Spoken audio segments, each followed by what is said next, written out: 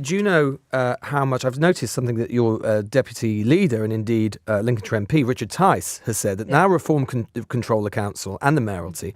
This is his tweet. This means if you're thinking of investing in solar farms, battery storage systems, or trying to build pylons, think again. We'll fight you every step of the way. This is Lewis Goodall in conversation with the Reform Mayor for Greater Lincolnshire, Andrea Jenkyns. And it's a great lesson in terms of the difference of using slogans to win an election, create division and do the bidding of donors, and actually running a combined county council. Especially when you have to weigh up losing investment from companies that may wish to invest there. Case in point, green investors. Watch as Andrea struggles to accept that she may have to yield position on her blanket ideology of no to net zero. So your message to those companies thinking about creating jobs and investing in your area is no thank you. No, it's about actually, I think the issue is the three main political parties have an homogenised view on net zero and there's been no scrutiny. And it's great that in Reform, we're scrutinising this, we're pushing back to make sure we get the best thing for the taxpayer. And I fully behind what Richard Tice says. And look, I'm pro-fracking. I will be meeting with a company who found the gas find in Lincolnshire and to put a business case together how this will actually be better for the consumer and save money on their bills, which is the ultimate aim here. But do you know how much your own North East Lincolnshire Council reckons the green economy is worth in Greater Lincolnshire? No, but the fact is, look, it's 1.2 billion a year. Yeah, it's worth a lot, but that's want that. You don't want that investment.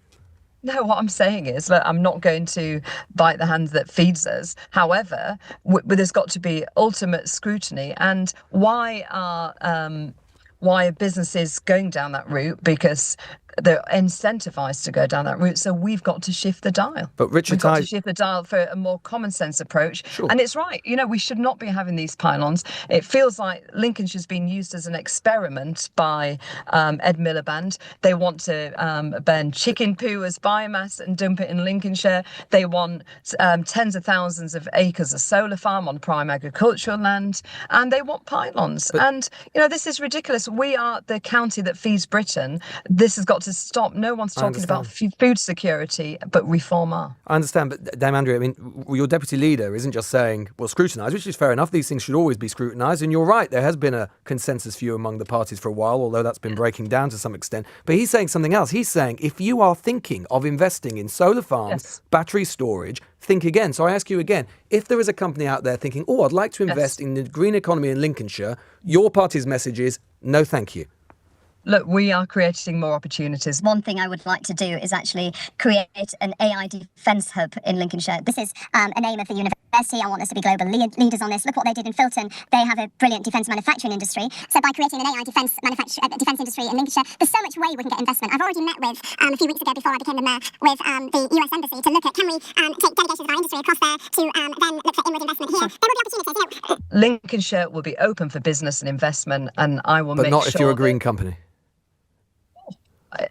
I think that green companies have actually got to look I believe in the markets, and the markets change, and companies and industries leave the market. We've got to create new industries to enter the market. But will you be fighting them? Richard Tice is saying you're going to fight them. Well, good, absolutely. Even though they're employing some of your constituents, you're fighting employers.